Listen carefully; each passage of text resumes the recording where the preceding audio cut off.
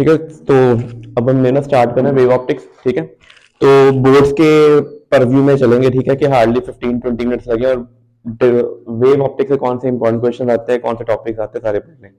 ठीक है, तो सब तो पहला टॉपिक है फेज। ठीक है, तो फेज पता होना चाहिए। कोई भी वेव होती है वाई एक्स टी अगर हो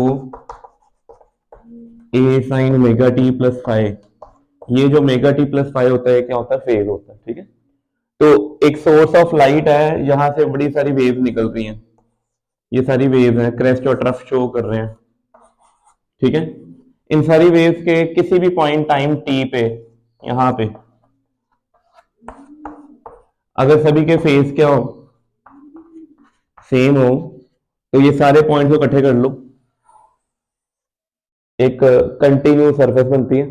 ठीक है, जिसको हम क्या कहते हैं, वेव फ्रंट। ठीक है, तो पहला टॉपिक वेव फ्रंट का है। तो आपने वेव फ्रंट पढ़ने हैं, वेव फ्रंट बनाने आने चाहिए। ठीक है, प्लेन वेव फ्रंट क्या होता है, सिलेंड्रिकल वेव फ्रंट क्या होता है, ठीक है, सर्कुलर या स्फेरिकल वेव फ्रंट क्या होता है। फिर क्वेश्चन पेपर में आता होता है कि अगर कन्वेक्स लेंस के ऊपर प्लेन वेव फ्रंट आगे हिट करता है तो आउटपुट क्या आएगी। ठीक है, तो एनसीईआरटी बुक में ड्रॉ किए हुए हैं, तो ये कुछ ऐसा वेव फ्रंट बनेगा। ठीक है, लाइट रे हमेशा वेव फ्रंट की क्या होती है, परपेंडिकुलर, याद रखना।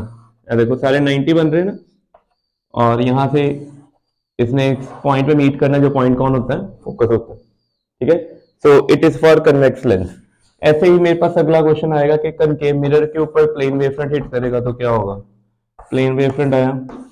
ठीक है, आपने कैसे करना है, पेन से प्लेन वेव फ्रंट ड्रॉ कर देना, क्योंकि रिफ्लेक्शन होनी है ना, तो रिफ्लेक्टेड वेव फ्रंट पेंसिल से शो करना, कंट्रास्ट आ जाएगा। ठीक है, तो ये आपको पता है पैरेलल रेज आई, फाइनली उन्होंने एक पॉइंट पे मीट करना होता है। तो यहाँ पे ये जो डॉटेड है ये कौन है, रिफ्लेक्टेड वेव फ्रंट।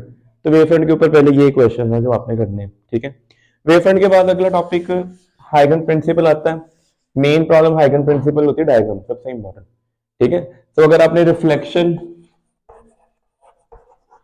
हाइगन प्रिंसिपल तो बन जाता है, हाइगन प्रिंसिपल को यूज करके रिफ्लेक्शन और रिफ्रैक्शन एक्सप्लेन करनी होती है। डायग्राम कैसे ड्रॉ करनी है, देखो प्लेन सरफेस।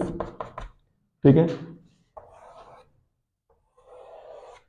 अच्छा ये बिल्कुल दो लाइंस पैरेलल होनी चाहिए और ये एंगल पूरे 90 होने चाहिए। ठीक है, 90 होने चाहिए। नॉर्मल, नॉर्मल, इसका नाम हो गया A B plane wave front. ये कौन है, इंसिडेंट, इसको बाद में शेड कर देना। ठीक है, ये सी पॉइंट है। अच्छा बी टू सी लाइट की स्पीड है एयर में सी, टाइम टेकन इज टी, तो डिस्टेंस कितना हो गया, सी टी। तो बी टू सी डिस्टेंस कितना है, सी टी। तो यहाँ पे एंगल ऑफ इंसिडेंस कितना है, आई। अच्छा ये एंगल भी आई होता है, क्यों होता है, याद रखो कि अगर दो लाइंस में अगर एंगल थीटा है तो उनके परपेंडिकुलर में एंगल कितना होता है, थीटा ही होता है। ठीक है, तो आपने याद रखना है, if angle between two lines is theta then angle between their perpendicular is also theta. ठीक है, तो अगर ये दो लाइंस में एंगल आए है तो इनके परपेंडिकुलर, जो ये वाली लाइन है ये इसके परपेंडिकुलर और बेस इस नॉर्मल के परपेंडिकुलर, दोनों में एंगल कितना है, आए। अच्छा लाइट जब रिफ्लेक्शन होती है, रिफ्लेक्शन में याद रखना फ्रीक्वेंसी, लाइट की फ्रीक्वेंसी, वेवलेंथ और स्पीड तीनों क्या रहते हैं, सेम रहते हैं। एक बार पेपर में ये भी 1 मार्क क्वेश्चन आया हुआ है कि रिफ्लेक्शन होगी, what happens to the frequency, wavelength and speed. तो यहां से लाइट ने आगे जाना, जितना ये B to C distance travel होना है, ठीक है, आपने उतना ही डिस्टेंस यहाँ पे एक आंख लगा देनी। ठीक है, ये आंख लगा दी, आंख के ऊपर टेंजेंट ड्रॉ कर दो ये वाला, इसको आगे एक्सटेंड कर दो, ये सब कुछ 90 पे होना चाहिए। ये कौन होगा आपका, रिफ्लेक्टेड वेव फ्रंट। ठीक है, तो प्लेन वेव फ्रंट की रिफ्लेक्शन आपने शो करनी है। ठीक है, ऐसे ही जब आपने रिफ्रैक्शन शो करनी है, रिफ्रैक्शन में भी दो डायग्राम बनती हैं, एक होती है आपकी पहले rare to denser. Rare denser में क्या चीज होती है,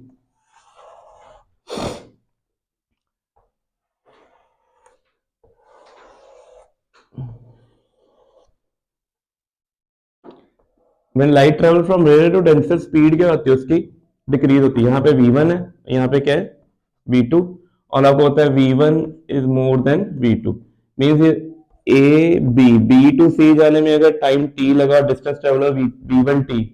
ठीक है, ये डिस्टेंस कितना है, v1t, उतने ही टाइम में इसमें डिस्टेंस कम ट्रेवल होना, तो पहले ही आपने यहाँ पे एक लाइन ड्रॉ कर लो या आर्क ड्रॉ कर लो कम डिस्टेंस है।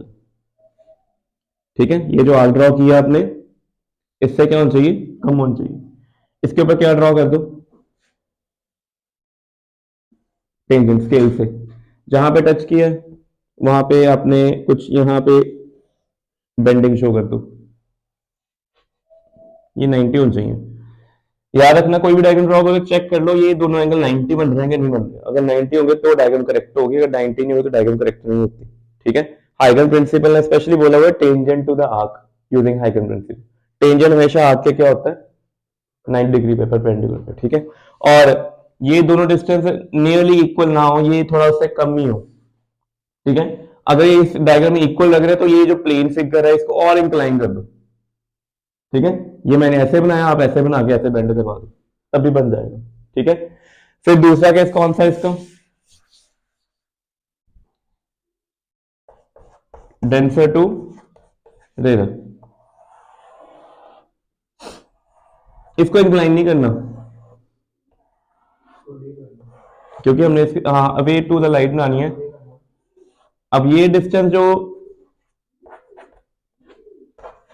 डीसी है वो है V1T और V1 क्या है, लेस देन V2, तो यहाँ पे आग ज्यादा होनी चाहिए। तो फिर आप पहले ही लेंथ लंबी ड्रॉ कर लो और इसके बाद परपेंडिकुलर ड्रॉ कर दो। जैसे यहाँ परपेंडिकुलर आ गया ना, तो यहाँ पे शो कर दो कि आपने आगे लगाई, आगे एक्सटेंड कर दो।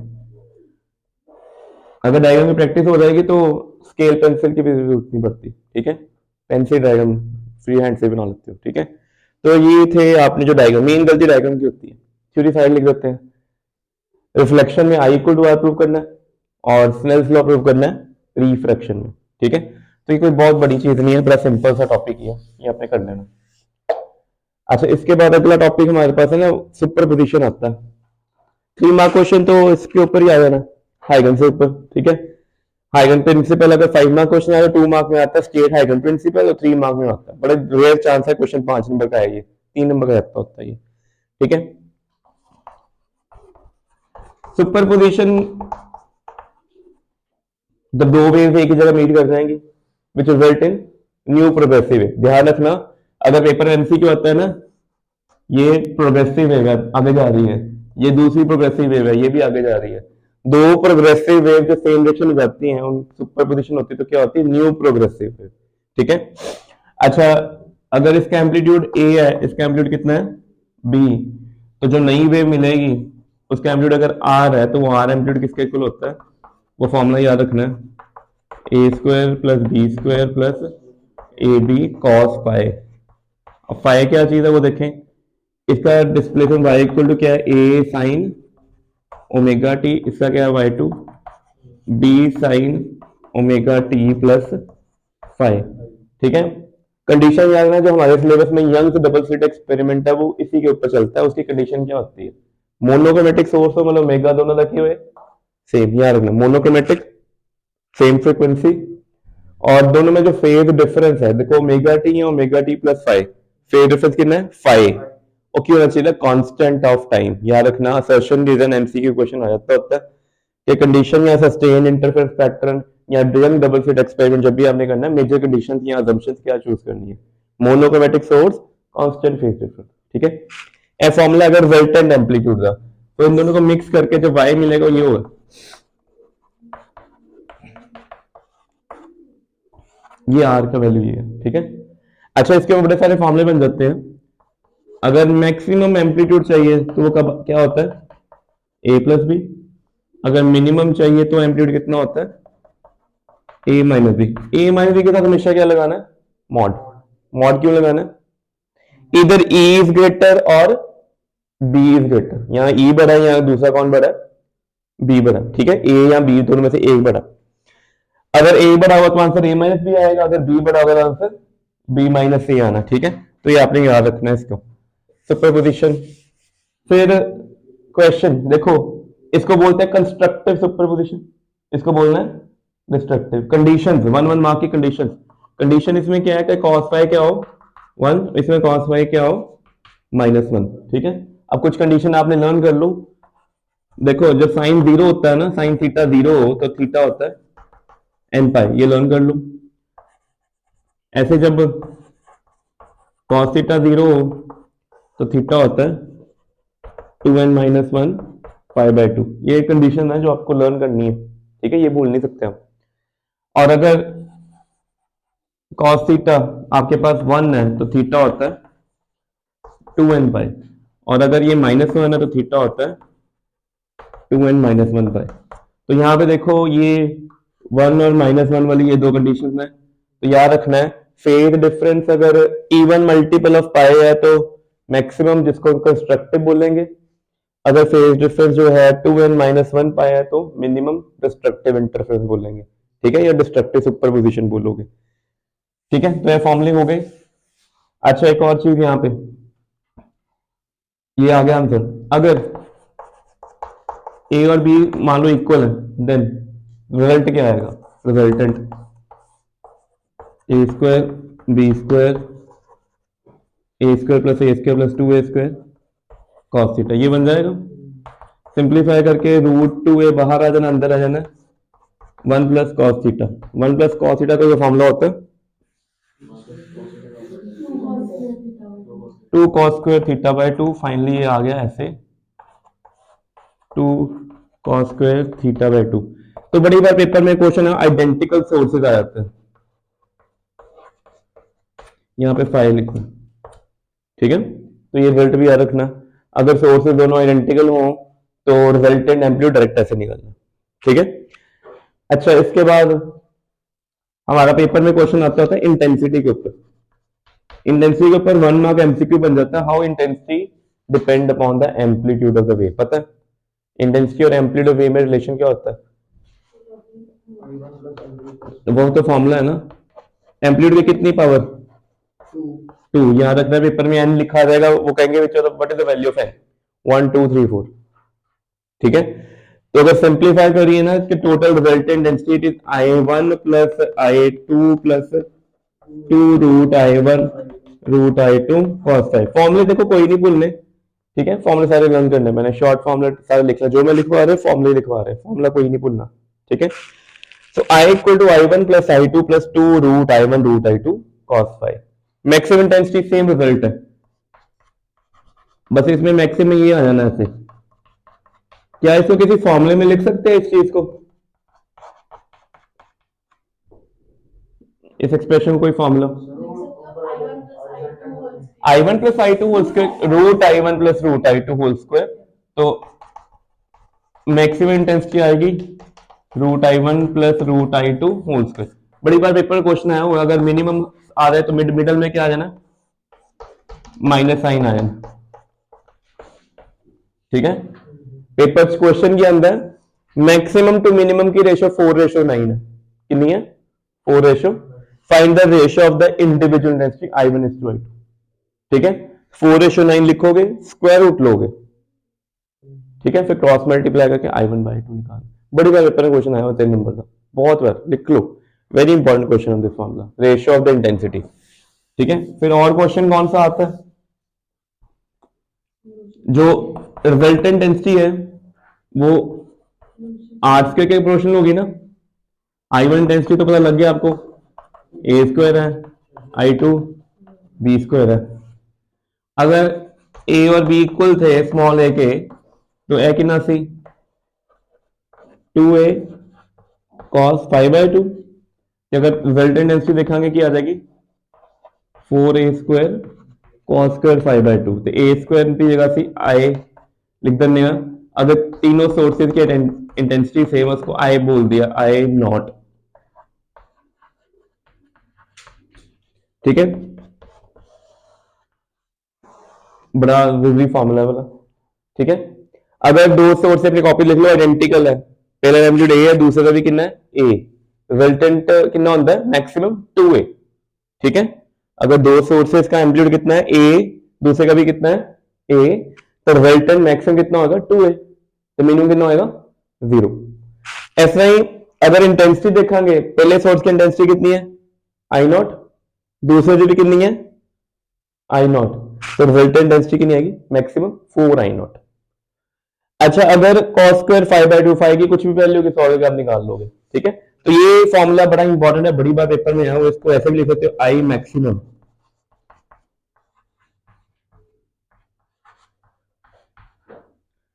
ठीक है।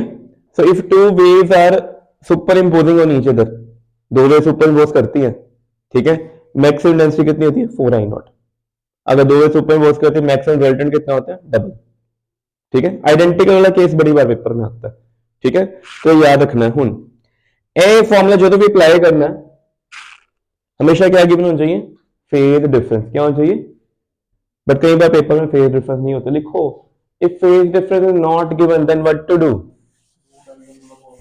ना फाइव है ही नहीं, आपको पाथ डिफरेंस गिवन है, तो क्या करेंगे, तो फॉर्मूला देखो क्या लर्न करना है, delta 5/2 pi delta lambda by lambda delta T/T, तीन चीजें लर्न कर लो, ठीक है। अभी तक मैंने प्लस टू में जितने भी पेपर बोर्ड के देखे हैं ना, उनमें पाथ डिफरेंस गिवन होता है, निकालना हमने क्या होता है फेज डिफरेंस। ये डेल्टा फाइव क्या चीज है, फेज डिफरेंस। जो यहाँ पे फाइव लिखा हुआ ना मैंने, ये कौन है, दिस इज फेज डिफरेंस। अगर पाथ डिफरेंस लैम्डा है तो फेज डिफरेंस में रिलेशन ये निकलता है। मान लो टाइम बोल दे कि एक वेव 5 सेकंड आगे जा रही है, मतलब एक वेव 5 सेकंड पहले शुरू हुई थी, एक 5 सेकंड के बाद शुरू हुई है, तो टाइम का गैप कितना है डेल्टा डी 5, ठीक है। तो आपको याद रखना है कि लिखो if path difference between two waves, if path difference between two waves is, if path difference between two waves is lambda by 3, let's say lambda by 3, then calculate resultant intensity, then calculate resultant intensity after superimposition या superposition, then calculate resultant intensity after superposition, ठीक है। Superposition के बाद resultant intensity कितनी आएगी वो find out करनी है।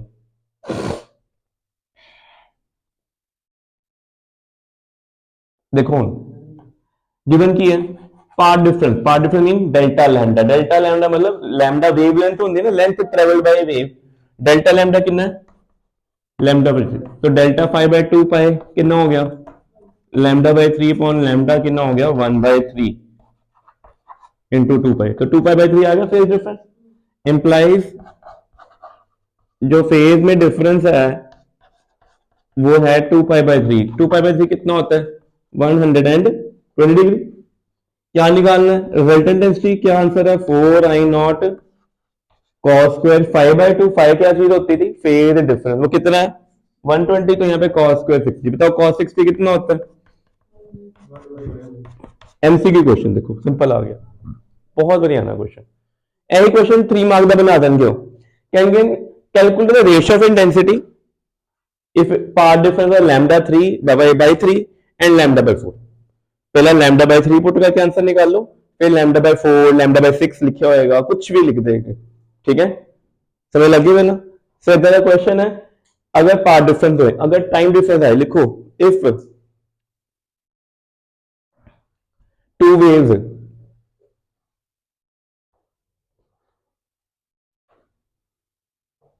having omega 50 radian per second, 50 pi 100 pi लिख लो, having omega 100 pi radian per second, 100 pi radian per second लिख लिया। देन कैलकुलेट रिजल्टेंट इंटेंसिटी,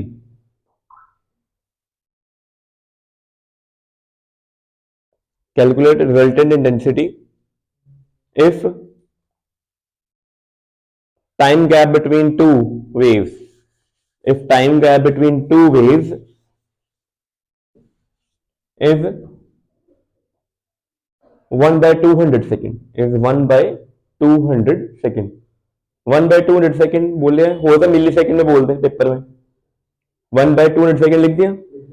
निकालना ये अब क्या गिवन है ओमेगा कितना है 100 पाई, बट सम में ओमेगा तो है नहीं ना, लैम्डा पार्ट डिफरेंस है पार्ट भी नहीं है, फिर टाइम ओमेगा किसके इक्वल होता है 2 पाई बाय टी। यहां से पहले टी निकालना, टी कितना आ गया 1/50। डेल्टा टी कितना बोले हमने 1/200, ये कितना आ गया 1/50। सिंप्लीफाई करांगे तो कितना आ जाएगा 1/4 ते ओवर 2 पाई सी। डेल्टा फाई कितना हो गया π/2। तो रिजल्टेंट डेंसिटी क्या होगी 4I0 cos स्क्वायर डेल्टा, ਇਹਦਾ हाफ करना पैना π/4। π/4 कितना रिजल्टेंट डेंसिटी आ गई। तो जरूरी नहीं है कि पाथ डिफरेंस से नाल ही रिलेशन आए, लेकिन ना फिर टाइम डिफरेंस और पाथ डिफरेंस और फेज डिफरेंस तो हर बार आता है। एमसीक्यू आ जाता है इन दोनों में रिलेशन क्या है जी, which of the following is correct, इन इसमें इसमें क्या है, इसमें इसमें क्या है रिलेशन। ठीक है, यही क्वेश्चन आने ਦੇ ਉੱਤੇ। ਹੁਣ ਅੱਗੇ ਅਸੀਂ ਆਨੇ ਯੰਗਸ ਦੇ ਉੱਤੇ। बेटा यंग्स डबल स्लिट एक्सपेरिमेंट की डेरिवेशन नहीं गई, एक रिजल्ट है जो बड़ा इंपॉर्टेंट है। ठीक है, डायग्राम जरूर बनानी है। अच्छा है मेन सोर्स एस है फर्स्ट स्लिट S1 है सेकंड स्लिट S2। जो S1 S2 लिखा हुआ है ना, ये उनकी विड्थ है सोर्सेस के। ऐसा मीनिंग है कि इत्थे भी एक स्लिट ही होएगी, सिमेट्रिकल होएगी नाले। एदी विड्थ कितनी है S है, एदी विड्थ कितनी है S1, एदी कितनी है S2। डिस्टेंस इसको बोल दिया कैपिटल एस, स्क्रीन। ठीक है, अच्छा पहली चीज याद रखना SR 2023 के पेपर क्वेश्चन से कि अगर इस सोर्स की विड्थ को इंक्रीज कर दे डिक्रीज कर दे तो क्या होगा। एनसीईआरटी से सॉल्व क्वेश्चन है, अगर ध्यान देखो ब्लू क्वेश्चन है। कंडीशन याद रखनी है, ए कितना होता है क्या कितना होता है। ठीक है, पता होना चाहिए ਤੁਹਾਨੂੰ। ए हमेशा किहदे विच आएगा मिलीमीटर, ए किहदे विच आएगा मीटर। कई बार पेपर पता नहीं लगता कि डिस्टेंस गिवन है, तो याद रखना जो मिलीमीटर मीटर में कौन कौन गिवन है। ठीक है, condition for interference sustained. Sustained का मतलब होता है जो पैटर्न स्क्रीन पे एक बार बन गया वैसा ही रहेगा, चाहे बिलियन ऑफ ईयर्स क्यों ना हो। ठीक है, सस्टेन्ड की कंडीशन क्या होती है, सोर्सेज मोनोक्रोमेटिक हो, same frequency same wavelength same speed सब कुछ। ठीक है, और दोनों फेज डिफरेंस हमेशा क्या रहना चाहिए कांस्टेंट। यहां तक फेज डिफरेंस हो ही ना, अगर कुछ आ गया वही रहे, वो चेंज ना करे टाइम के साथ। ठीक है, तो कंडीशन फॉर इंटरफेरेंस पहली क्या होती है कि size of source small S और distance between the slits capital S, इन दोनों में distance it should be always less than λ/d। ठीक है, याद रखना कंडीशन। ठीक है, अगर तुम स्मॉल एस ਨੂੰ इंक्रीज कर देंगे हो, you increase the size of the slit, और ये कंडीशन वेरीफाइड नहीं होती, ये वाली टर्म इससे क्या हो गई बड़ी हो गई, उसी टाइम इंटरफेरेंस बननी बंद हो जानी है। ठीक है, सो 2023 के पेपर ਦੇ ਵਿੱਚ क्वेश्चन थी कि if the size of main source is increased or decreased what happen to the interference pattern। तो कंडीशन लिख के फिर आंसर देवांगे तो मिलता नंबर। ठीक है, हुन स्क्रीन के सेंटर पे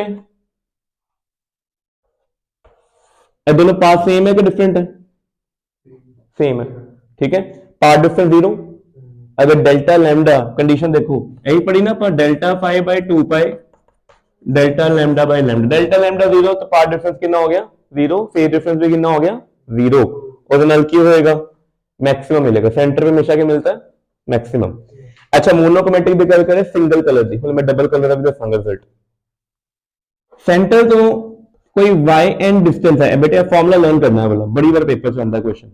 वाई एन का लिख लो अपनी कॉपी पे, वाई एन का की मतलब है डिस्टेंस ऑफ nth फ्रिंज लिख लो, क्योंकि young double slit experiment already सारा पढ़ा है, ऐसे सिर्फ फॉर्मूले देख रहे हैं कि मेजर फॉर्मूले केड़े-केड़े यूज होने। Distance of nth fringe from centre of screen लिखो, डिस्टेंस ऑफ हाँ distance of nth fringe from centre of screen. बेटा डिस्टेंस याद रखना है कि देखो होंगे एच relation delta lambda part difference Y N small D by capital D, बहुत इंपॉर्टेंट रिलेशन है। ठीक है, सारे सिलेबस से डेरिवेशन हो गई थी पहला, वो डेरिवेशन नहीं है, we don't need to derive it. ठीक है, कोई जरूरत नहीं है, सिर्फ इस तो बाद रिजल्ट ए नहीं भूलना जे, ए किसी हालत नहीं भूलना। ठीक है, हुन अगर ब्राइट मिल रही, ब्राइट का मतलब की है कंस्ट्रक्टिव के डिस्ट्रक्टिव। कंस्ट्रक्टिव से डेल्टा फाई कितना होता है कितना होता है 2n पाई। अगर क्योंकि इस सम से डेल्टा लैम्डा आ रहा है कि डेल्टा फाई आ रहा है इस सम में, बट हमें तो क्या पता डेल्टा, तो इस फॉर्मूले को यूज करेंगे 2n पाई, एन यूज कितना 2n pi upon 2 pi delta lambda by lambda, simplify कितना ते डेल्टा लैम्डा कितना आ गया n लैम्डा। तो मैक्सिमा दी कंडीशन पार्ट डिफरेंस कितनी होती है n लैम्डा। n लैम्डा का मीनिंग क्या हुआ, दो वे में या तो जीरो पार्ट डिफरेंस हो n जीरो, या वन वेवलेंथ का डिफरेंस हो, या टू वेवलेंथ का, थ्री वेवलेंथ का, फोर वेवलेंथ का। एलोन कर लो चीजें, भूलना नहीं है फॉर्मूले। और अगर डार्क चाहिए फिर डेल्टा फाई की है 2n minus one pi, odd multiple से ना एडी वैल्यूज पुट करांगे ना कदों, आएगा 2n minus one lambda by two. ठीक है, अभी सारे फॉर्मूले बिल्कुल लिखवाए हैं, बहुत इंपॉर्टेंट है, ऐप बिल्कुल नहीं भूलना। ठीक है, ऐसी क्लियर हो गई। हम पेपर क्वेश्चन आए, फोर्थ ब्राइट का डिस्टेंस निकाल लो, की निकालना है फोर्थ ब्राइट। आ वाला फॉर्मूला लिखिया, डेल्टा लैम्डा की पुट करेंगे एन लैम्डा, एन की वैल्यू की पुट कर देंगे 4, स्मॉल डी भी होगा कैपिटल डी होगा, वाई 4 आ जाएगा। पेपर कह देंगे हैं fourth maxima of red कंसाइड with nth maxima of let's say yellow. कंसाइड का मतलब दोनों का वाई एंड डिस्टेंस तो की है सेम है, तो आपने दोनों के रेड और येलो में वाई निकाल देना, क्या कर देना इक्वेट, एक का n 4 गिवन है, दूसरे का n आपने निकाल देना। ठीक है, तो याद रखना कितना से क्वेश्चन आने आपको बड़े, मतलब ऐसा कहेंगे फिफ्थ मैक्सिमा निकाल लो, क्या देंगे find the distance between fifth maxima and eighth minima, fifth maxima and, तो पहले आप इस मामले में डेल्टा लैम्डा की वैल्यू ये डालोगे, फिफ्थ निकालोगे मैक्सिमा का डिस्टेंस, फिर डेल्टा लैम्डा ये डालोगे, एट्थ मिनिमा का डिस्टेंस निकाल लोगे, दोनों को क्या कर देना माइनस। ठीक है, अगर क्वेश्चन पेपर चलता है मैं सजेस्ट करूंगा डायग्राम ड्रॉ करके आना, ताकि एग्जामिनर में पता चल दे कि कर रहे हैं। ठीक है, जरूर करके आना। हाँ जनरल डायग्राम बिल्कुल सिंपल। ठीक है, तो फ्री हैंड, ठीक है, पेन ਦੇ ਨਾਲ ਹੀ बना दो, बट डायग्राम इतनी अच्छी हो जाएगी कि बिल्कुल स्ट्रेट लाइंस आंसर आ रही हैं। ਇਹ चीज किसी यंग्स डबल स्लिट एक्सपेरिमेंट ਦੇ ਵਿੱਚ कंडीशन वगैरह। फिर लास्ट टॉपिक हमारा कौन सा आता है इसके बाद, डाइफ्रैक्शन। ठीक है, तो डाइफ्रैक्शन ओवरव्यू देना, diffraction bending of light at the corner of circle. Sound diffract daily life में करती है, मैं इधर खड़ा गेट के बाहर कॉर्नर पे कोई पर्सन खड़ा, मैंने नहीं पता, बट मेरी आवाज उन्हें क्लियरली सुनाई दे रही है। ऐसा मीनिंग की हो रहा है कि अगर मैं कुछ बोल रहा ऑब्स्टेकल है वाली सोर्स इतने है जानी साउंड या इधर चाहिए थी, बट बेंड होके इधर पहुंच गई, तो बेंडिंग एट द कॉर्नर। ठीक है, तो bending at the corner of circle of any wave is known as diffraction. But condition क्या होती है, ये जो ऑब्स्टेकल का साइज होना चाहिए, it should be comparable to the wavelength of wave. Sound की वेवलेंथ पता कितनी होती है, सेंटीमीटर होती है। ਤੇ ਸਾਡਾ ਜਿਹੜਾ ਡੋਰ ਹੁੰਦਾ, ਡੋਰ ਦਾ ਐਜ ਹੁੰਦਾ ਉਹ ਵੀ 6-7 ਸੈਂਟੀਮੀਟਰ 8 ਸੈਂਟੀਮੀਟਰ ਦਾ ਹੁੰਦਾ, ਕੰਪੇरेबल ਹੁੰਦੇ ਸਾਊਂਡ ਡਾਇਫਰੈਕਟ। ਬਟ ਤੁਸੀਂ ਲਾਈਟ ਨੂੰ ਕੋਈ ਦੇਖ ਨਹੀਂ ਸਕਦੇ ਕਿ ਲਾਈਟ ਤੁਹਾਡੀ ਟਾਰਚ ਲਾਈਟ ਗਲੋ ਕਰੋ ਤੇ कॉर्नर ऑफ द गेट पे बेंड हो जाए, वो कभी नहीं होती। ठीक है, तो लाइट को बेंड कराने के लिए ऑब्जेक्ट का कॉर्नर बहुत शार्प करना पड़ना है, क्योंकि लाइट की वेवलेंथ कितनी होती है नैनोमीटर में, तो ये ऑब्स्टेकल का साइज भी क्या होना चाहिए नैनोमीटर में होना चाहिए। ठीक है, अच्छा डाइफ्रैक्शन ਜਿਹੜਾ ਸਾਡੇ ਦੋ ਤਰ੍ਹਾਂ डाइफ्रैक्शन ਹੁੰਦੀ, ਇੱਕ फ्रेस्नेल ਹੁੰਦੀ, ਇੱਕ फ्राउनहोफर ਹੁੰਦੀ है। ठीक है, Fresnel class and Fraunhofer. Fresnel ਤੇ फ्राउनहोफर दोनों ने साइमल्टेनियसली ही सेम टाइम पीरियड ਦੇ ਵਿੱਚ ਇਹਨਾਂ ਨੂੰ ਸਟੱਡੀ ਕੀਤਾ ਸੀ, ਬਟ ਇੱਕ ਨੇ ਕੀ ਕੀਤਾ ਸੀ ऑप्टिकल इंस्ट्रूमेंट यूज किए, एक ने ऑप्टिकल इंस्ट्रूमेंट नहीं किए। ऑप्टिकल इंस्ट्रूमेंट यूज करने का फायदा होता है कि अगर तुम इनफाइनाइट सोर्स डिस्टेंस चाहिए कि सोर्स रेज बहुत दूर से आए, दो तरीके, या तो एक्चुअल सोर्स दूर रख दो, या क्या कर दो सोर्स के आगे रख दो कन्वेक्स लेंस, उसके फोकस पे क्या रख दो सोर्स। जब सोर्स की लाइट फोकस से रे निकलेंगी तो रिफ्लेक्टेड लाइट क्या हो जाएंगी पैरेलल हो जाएंगी ना, तो यह यूज करना। तो डाइफ्रैक्शन का सेटअप थ्योरी है बहुत ज्यादा, मैं डायग्रामेटिक सेटअप ड्रॉ कर देना, थ्योरी तुसी आपे करनी है सारी, नोट्स से सारी गिवन है। सेंटर पे हमेशा मैक्सिमम होंगी, याद रखना, सेंटर पे हमेशा की मिलना मैक्सिमम हर वीक। ठीक है, ते सेंटर तो भी जहां मैक्सिमम इंटेंसिटी सबसे ज्यादा, उसके बाद घट दी जाएगी।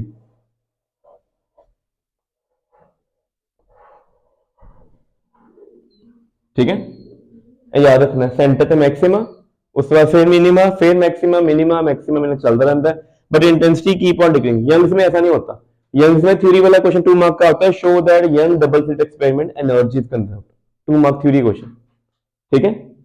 थ्योरी क्वेश्चन लिखने थे, total intensity before, total intensity after equate कर देनी है, ठीक है, नोट्स लिखी हुई है, ठीक है। बड़े साल हो गए क्वेश्चन नहीं आया वाला, हो सकता है आ जाए आपकी, 2 मार्क से आना बस वाला, ठीक है। अच्छा एज ए केस याद रखो, स्लिट विड्थ कितनी है, स्मॉल है, डिस्टेंस कितना, स्क्रीन डिस्टेंस डी, ऐसे क्वेश्चन आना होता है विड्थ ऑफ सेंट्रल मैक्सिमा, कितने क्वेश्चन आना है, हर बारी क्वेश्चन आना width of central maxima, A width कितनी होती है, विड्थ दा फार्मूला ਤੁਹਾਨੂੰ याद होना चाहिए, 2 लैम्डा डी बाय स्मॉल ए, सिर्फ इन्ना डिस्टेंस कितना होता है, लैम्डा डी बाय स्मॉल ए, ते ऊपर नीचे करेंगे 2 लैम्डा। ਹੁਣ 2023 ਚ ਇੱਕ ਕੁਐਸਚਨ ਆਇਆ 1 ਮਾਰਕ ਦਾ, ਕੀ ਕਹਿੰਦੇ, ਕਹਿੰਦੇ ਜੀ ਵੇਵਲੈਂਥ ਰਿਡਿਊਸ ਕਰਨ ਦੇ ਨਾਲ ਨਾ width of central maximum reduced by 30%, कितनी हो गई reduced by, अगर width 30 reduce हो गई है then what happened to the wavelength, ना कैपिटल डी चेंज होया ना स्मॉल डी, बताओ width और wavelength प्रोपोर्शनल है कि नहीं है प्रोपोर्शनल कि नहीं, अगर दोनों प्रोपोर्शनल अगर है घटेगा तो भी क्या होएगा, अगर 1% घट रहा है तो भी कितना घटेगा, 1 क्या पावर दोनों की सेम है, स्ट्रेट लाइन वेरिएशन है ना, सेम ही कम होगा, अगर 30 घटे तो वेवलेंथ भी क्या होनी थी 30% घट देनी थी। तो दोस्तों अगर इनसाइड वेवलेंथ पहला 6000 एंगस्ट्रॉम है तो न्यू वेवलेंथ कितनी होएगी फिर, नहीं वो तो 50% घट गई, 6000 का क्या काउंट करोगे 30%, और कितना ना 1800 और माइनस कर देना, नवी वेवलेंथ कितनी है 4200, ठीक है। अच्छा ऐसा दे क्वेश्चन आने हैं उत्ते, ऐसा ज्यादा नहीं ब्रॉड है, देखो एनसीईआरटी बैक एक्सरसाइज में नवी बुक्स देखो, only interference based 6 numerical, diffraction से कोई न्यूमेरिकल नहीं, ठीक है। तो डाइफ्रैक्शन की प्रॉपर्टी सारी आ जाएगी। दूसरा डाइफ्रैक्शन की मैक्सिमा, इंटरफेरेंस की मिनिमा सेम, ठीक है, ये चीजें याद रखनी है ऐसी, ठीक है। अच्छा एक क्वेश्चन मिस हो गया, वो दसदा कि इंटरफेरेंस के विच ना अगर तुसी व्हाइट लाइट यूज कर दो तो की होएगा, पता किसी को, सेंटर पे तो व्हाइट ही मिलेगा, सेंटर जस्ट नेक्स्ट मतलब मैक्सिमा आ गया ना इधर, ਇੱਥੇ ਮਿਨੀਮਾ ਆ ਗਈ ਹੈ, ਅਸੀਂ ਦੇਖਣਾ ਇੱਥੇ ਮਿਨੀਮਾ ਕਿਸ ਕਲਰ ਦੀ ਹੈ, ਕਿਸ ਕਲਰ ਦੀ ਮਿਨੀਮਾ ਆ ਗਈ ਹੈ, ਠੀਕ ਹੈ। So y and so delta किहदे इक्वल है, y and small D upon capital D, minima वास्ते 2n माइनस 1 लैम्डा बाय 2, ये आ गया, तो n की वैल्यू 1 पुट करते हैं तो ये आ जाएगा लैम्डा डी बाय 2d, बड़ा कट डिस्टेंस है ना, y1 लैम्डा, देखो वेवलेंथ सब तो कट किस कलर की होती है, वॉयलेट की, तो वॉयलेट की वैल्यू डालेंगे, सबसे कम डिस्टेंस मिनिमा का किसका आएगा, वॉयलेट का, मतलब इस जगह पे मिनिमा के लिए अपीयर होएगी, अगर वॉयलेट अपीयर नहीं हो रहा तो क्या अपीयर होएगा, रेड अपीयर हो जाएगा, मतलब रेड दी मैक्सिमा वॉयलेट दी मिनिमा, ध्यान रखना चीज नु। ਇੱਥੇ ਜਦੋਂ ਅਗਲੀ ਵਾਰੀ ਇੱਥੇ ਵॉयलेट ਦੀ ਮੈਕਸਿਮਾ ਰੈਡ ਦੀ ਮਿਨੀਮਾ, ਠੀਕ ਹੈ। ਸੋ ਵਾਈਟ ਲਾਈਟ ਦੇ ਨਾਲ ਆਲਟਰਨੇਟਲੀ ਰੈਡ ਵॉयलेट ਚੱਲਣਗੇ, ਠੀਕ ਹੈ। ਹੁਣ ਇਸ ਤੋਂ ਬਾਅਦ ਤੁਸੀਂ ਚੈਪਟਰ ਸਾਰਾ ਇੱਕ ਵਾਰੀ ਰਿਵਾਈਜ਼ ਕਰ ਲੈਣਾ, ਸੋ ਐਸੀ ਮੇਜਰ ਵੇਵ ਆਪਟਿਕਸ ਦੇ ਬਾਰੇ ਜਿਹੜਾ ਸਾਡਾ ਟੌਪਿਕ ਸੀ, ਠੀਕ ਹੈ।